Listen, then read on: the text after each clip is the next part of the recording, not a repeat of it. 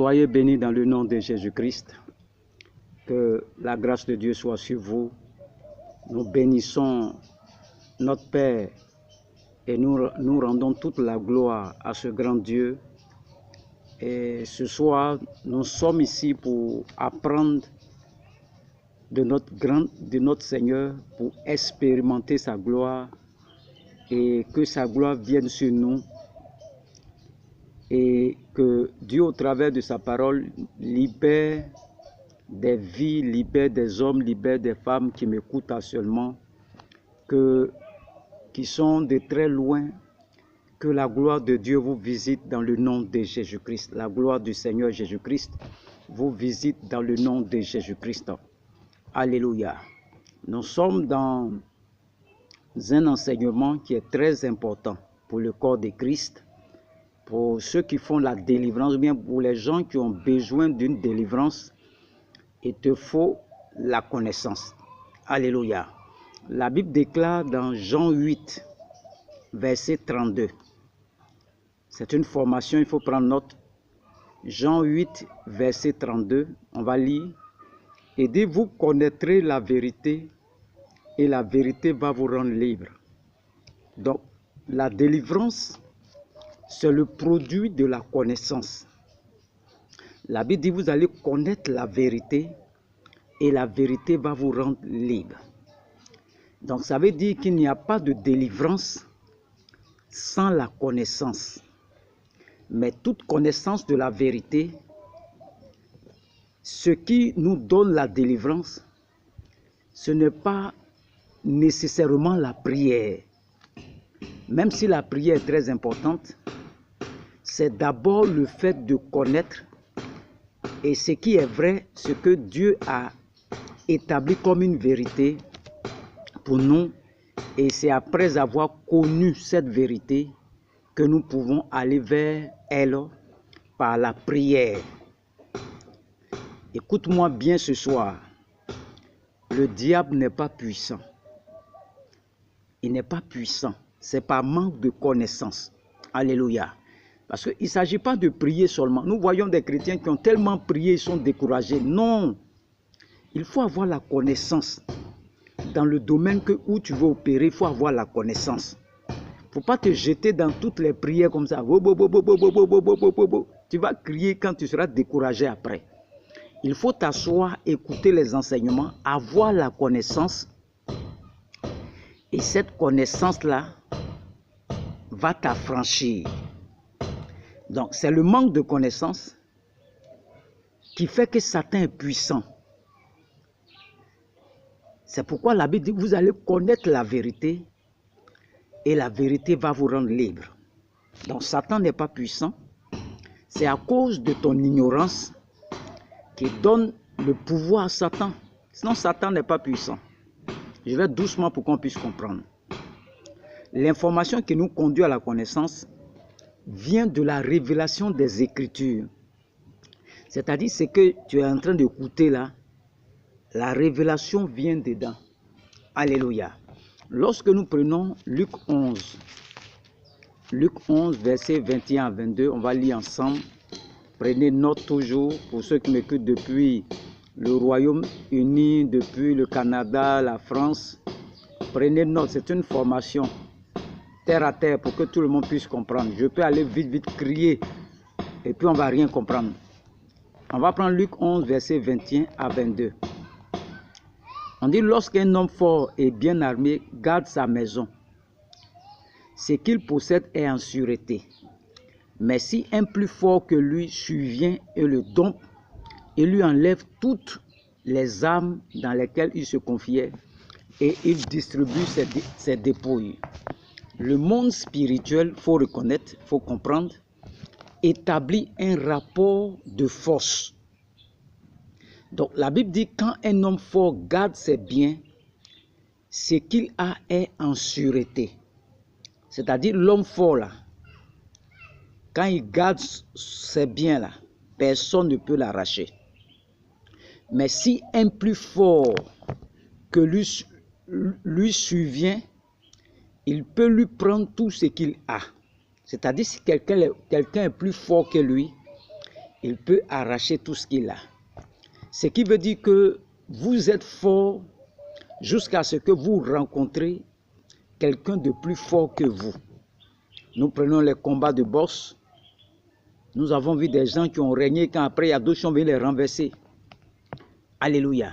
Donc dans le royaume de Dieu, il y a des hommes forts. Et dans le royaume de Satan, il y a aussi des hommes forts. La Bible ordonne que nous soyons forts, nous soyons puissants. Donc dans le royaume dans lequel nous sommes, ce royaume-là nous a rendus forts et puissants.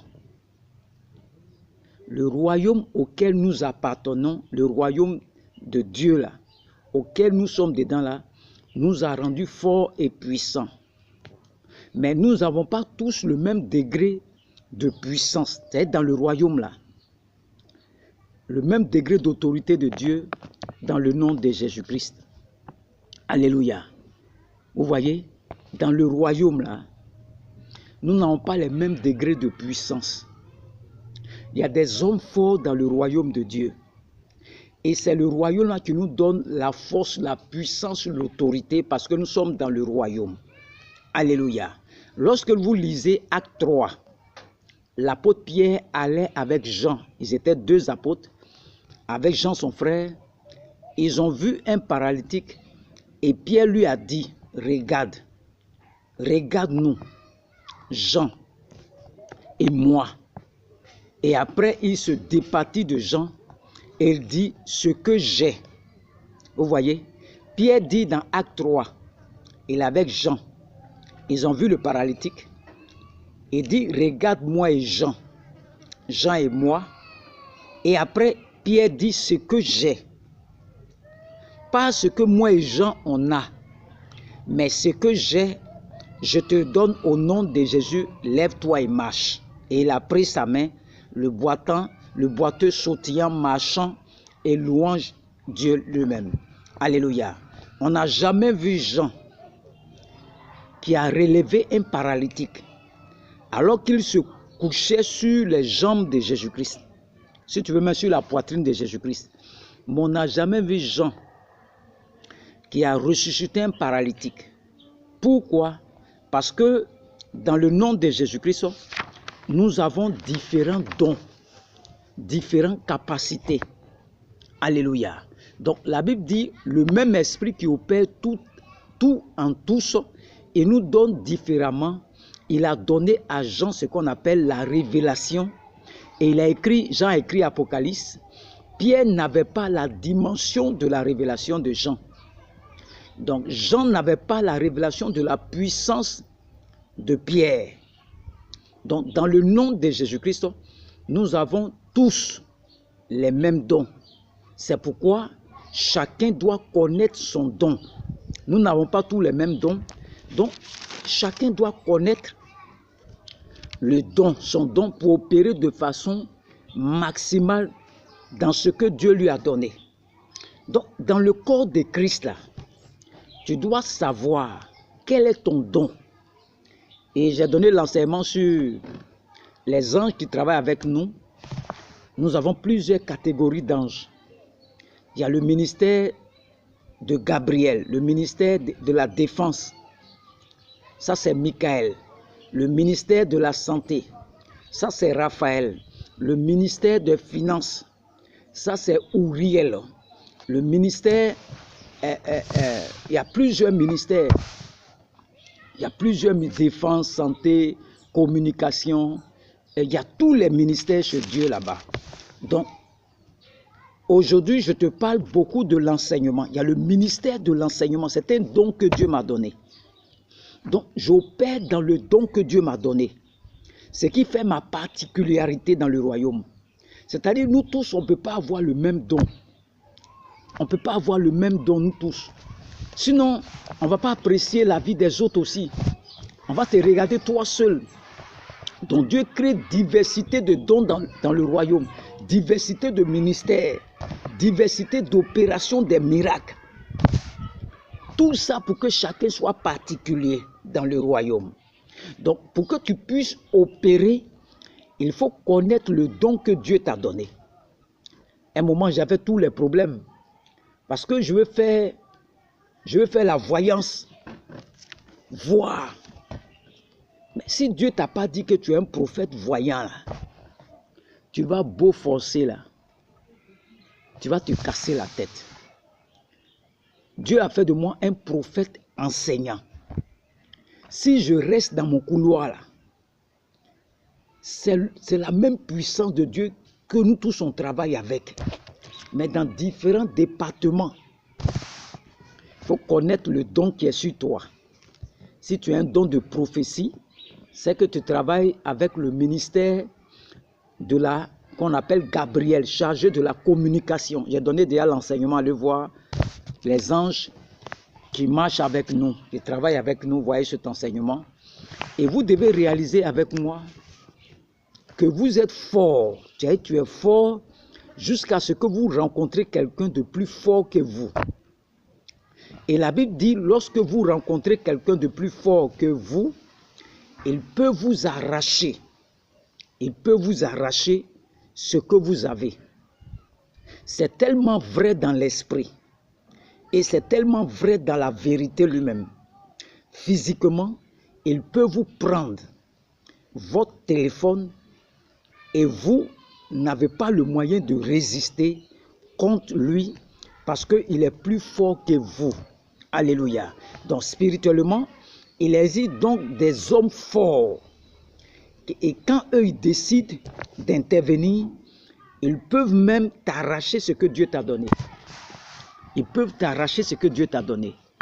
Donc, dans le royaume, que ce soit le royaume de Dieu, que ce soit le royaume de Satan, il y a ce qu'on appelle des hommes forts. Et s'il survient dans ta vie, il peut t'arracher même ce que Dieu t'a donné. Alléluia. Donc, chaque territoire a ce qu'on appelle les hommes forts. Chaque pays, chaque ville, chaque famille. Et aujourd'hui, je voulais toucher aux hommes forts dans la dimension familiale. C'est-à-dire, je vais me limiter à la famille. Parce que nous sommes dans l'enseignement de la délivrance. Il faut prendre note, c'est un très bon enseignement. Très, très bon enseignement. S'il existe quelqu'un caché derrière la scène de ta vie, qui travaille à ta destruction pour prendre ce que Dieu te donne, cette personne va tomber aujourd'hui même. Il y a des méchants que le diable a placés à des endroits précis pour nous voler. Et vous savez que le diable, c'est le voleur. Même il a plusieurs stratégies pour voler. Il vole par le principe des hommes forts. Il faut comprendre aujourd'hui. C'est-à-dire, il a plusieurs stratégies pour voler. Mais le diable vole par le principe des hommes forts. Il vole également par plusieurs méthodes. Est-ce que vous savez qu'un homme fort peut être loué pour vous piller, pour vous voler? S'il voit qu'il n'arrive pas là, ils peuvent aller louer un autre homme fort pour venir vous voler, pour venir vous piller. Donc, les gens peuvent aller louer des voleurs pour vous agresser. C'est tout à fait quand ils réalisent qu'ils ne peuvent pas eux-mêmes, ils vont maintenant aller louer d'autres personnes pour vous faire du mal. Nous avons vu des personnes qui ont été agressées. Satan sait qu'il ne peut rien contre ces personnes. Donc Satan maintenant va aller louer des hommes forts pour maintenant venir leur faire du mal. Mais cette année, tu n'auras aucun malheur. Toi qui m'écoutes, aucun malheur sur ta vie. Qui est l'homme fort? L'homme fort n'est pas juste un homme. C'est une puissance qui contrôle et limite le progrès des membres d'une famille. C'est un esprit qui punit tous ceux qui veulent briser des lois en vigueur dans la dite famille. C'est-à-dire quoi? C'est-à-dire cet esprit-là, il est là pour veiller sur les familles. Il est là pour punir tous ceux qui veulent dépasser les limites qu'on leur a imposées dans les familles. Il y a des familles qui ne se marient pas. Il y a des gens, ça ne travaille pas dans leur famille. Le premier a travaillé sur leur grand frère. Après, on ne sait pas ce qui s'est passé, il est mort. Parce que dans la famille, il y a un homme fort qui veille sur les lois, les décrets, les ordonnances, toutes ces choses veillent dessus. Alléluia. Et le problème avec cet esprit, c'est qu'il a la capacité de punir tous les hommes qui veulent briser des barrières. Il travaille non pas pour détruire à tout moment, mais pour vous faire échouer au point de votre succès. C'est-à-dire, c'est au moment où tu dois récolter le fruit que cet esprit se présente pour ruiner tout le travail que tu as fait. C'est-à-dire, l'homme fort là, il ne vient pas comme ça. Il ne vient pas comme ça. Il attend toujours. Quand tu commences, il ne vient pas. Quand tu travailles, il ne vient pas. Mais quand tu vas rentrer dans ta production, dans ta grâce, la chose commence à prendre forme. C'est là qu'il se présente quand tu es sur le point de conclure. Et je suis venu avec cet enseignement dans une sainte colère de Dieu parce que tu n'as plus le droit d'échouer de ton succès. Cet esprit cache derrière la scène de ta vie qui te fait échouer au point de ton succès sera désarmé et arrêté ce soir au nom de Jésus-Christ. Donc l'homme fort, je le répète, est un esprit qui a le pouvoir de dominer ta situation actuelle. Ce que tu ne domineras pas te domine même si tu dis le contraire. La sérénité peut te dominer. La pauvreté, le chômage, le fait de perdre des opportunités à la dernière minute peut te dominer. Peut tu gagner et perdre pour se retrouver finalement à zéro. Peut-être une réalité qui te domine. Donc l'homme fort, il vient au moment où tu veux décoller. Je me rappelle, je devais aller en France et tout était finalisé, tout était bien parti pour que je sois en France. Au dernier moment, ça a échoué. C'était bien parti aussi pour le Canada. Au dernier moment, ça a échoué. Donc l'homme fort est un esprit qui veille sur les alliances de famille. Et c'est un esprit qui a la capacité de contrôler les pas que vous posez. C'est-à-dire tous les pas que tu fais là, il a la capacité et de faire en sorte que vous n'aboutissez jamais. Dieu m'a envoyé pour livrer un combat. Et je veux te garantir que ce combat sera livré. Et tu en sortiras plus que vainqueur au nom de Jésus-Christ. Écoute bien cet enseignement. Tu vas sortir victorieux sur l'homme fort. Chaque fois, quand tu vois que quand la chose veut finir, quand tu vas avoir la victoire, tout se gâte. Ça veut dire que c'est l'œuvre de l'homme fort. Donc, je suis en train de parler à quelqu'un qui n'a plus le droit d'échouer au point de ton succès.